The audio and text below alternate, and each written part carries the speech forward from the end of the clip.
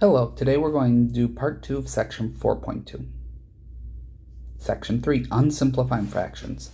Sometimes we want a fraction to have a specific denominator or a group of fractions to have the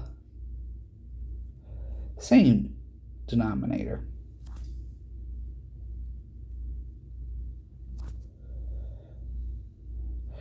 To achieve this, we must undo the simplification by multiplying a fraction by 1. Like 2 over 2, or 4 over 4, or 7 over 7.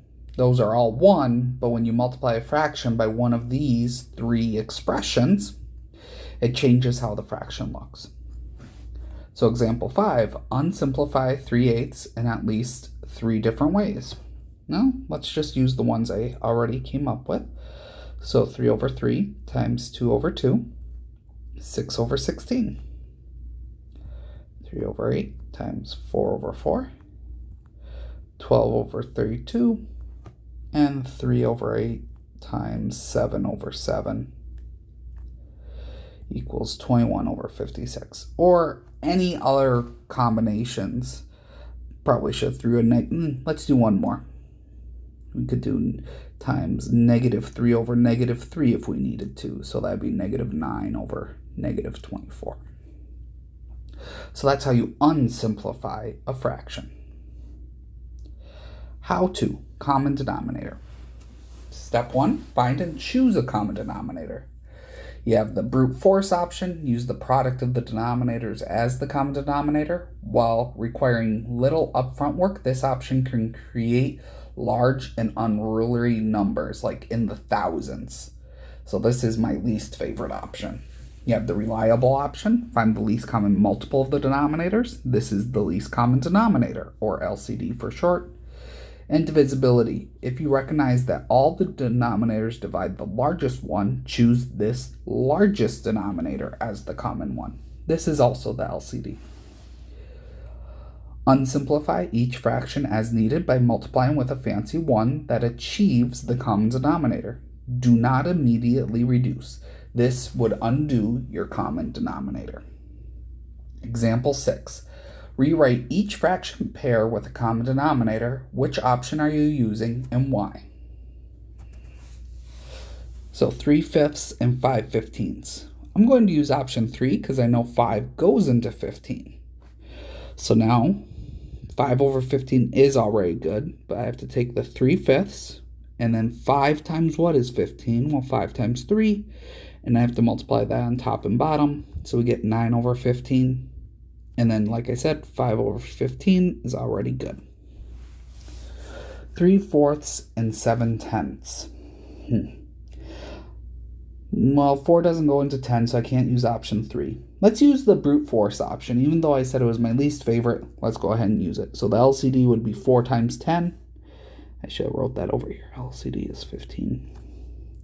So here, LCD, we're going to use the brute force method. So 4 times 10, or 40. So that means 3 over 4, I have to multiply by 10 over 10 to get 30 over 40. And 7 over 10, I have to multiply by 4 over 4 to get 21 over 40. So now they have a common denominator.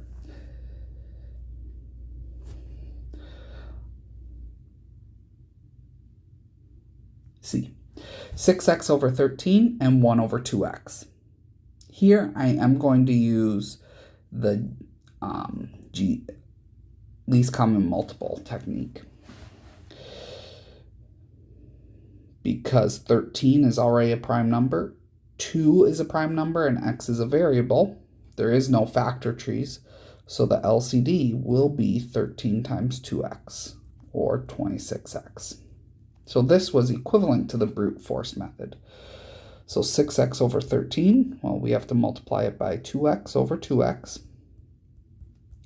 So we get 12x squared over 26x.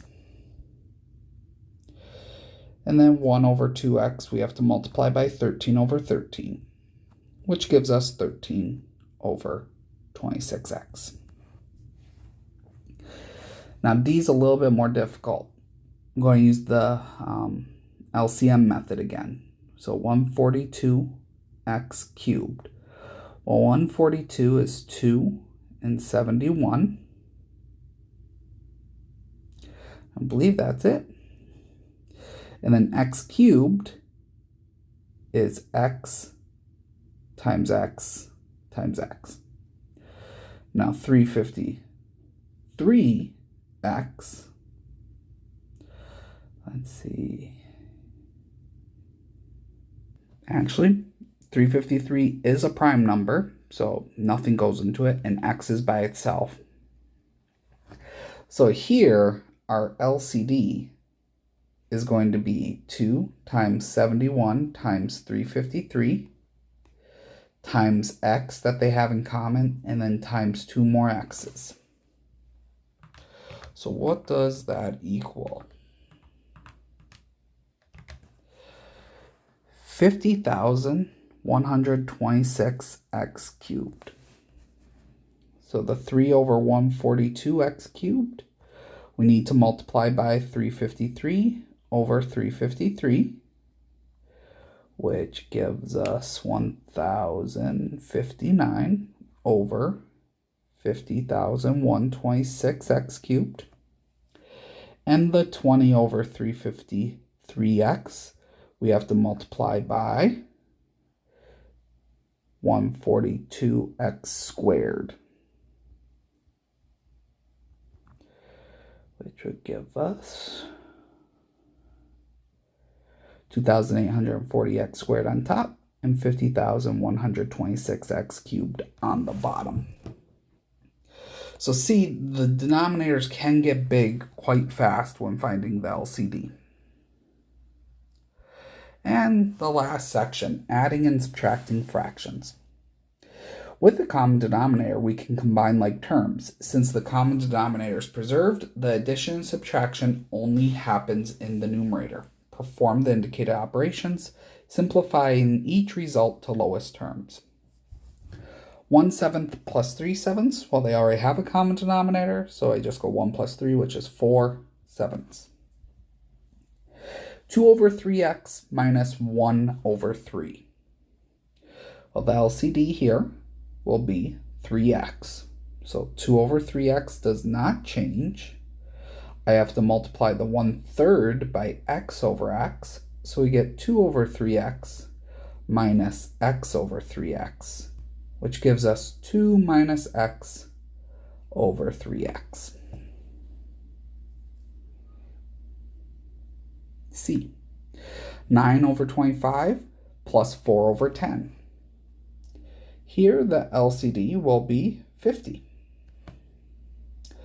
So 9 over 25, we have to multiply by 2 over 2.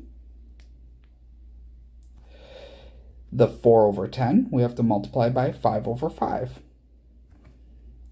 So we get 18 over 50 plus 9 over 50. Just 27 over 50, which cannot be reduced. D. 7/12 minus 9/16. This one I don't know what the LCD is off right away, so let's do a factor tree.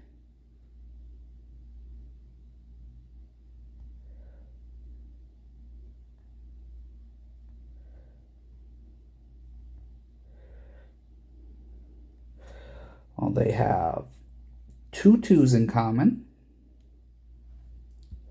so that LCD will have 2 2's, it'll have another 2 2's, and a 3.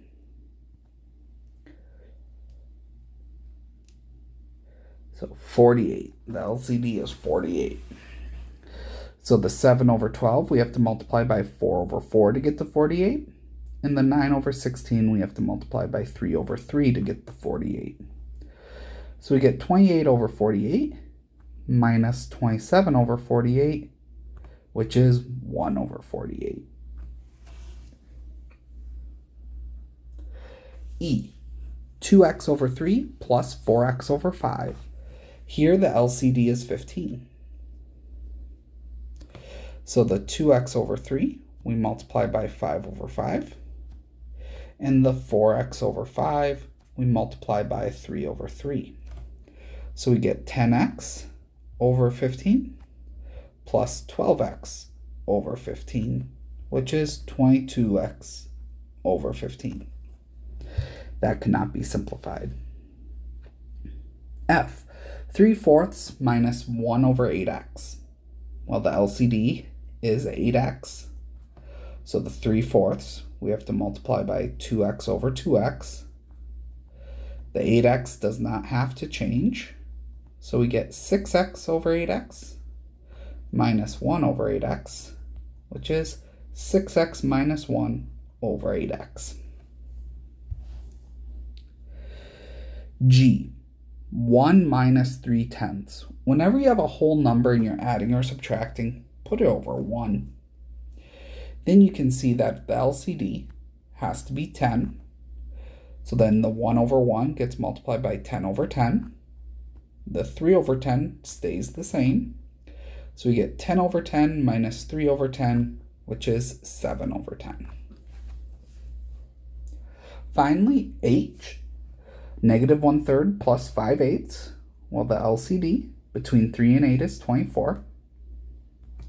So the 3, we have to multiply by 8. And the 8, we have to multiply by 3. So we get negative 8 over 24 plus 15 over 24. And negative 8 plus 15 is 7 over 24. And that is it for section 4.2.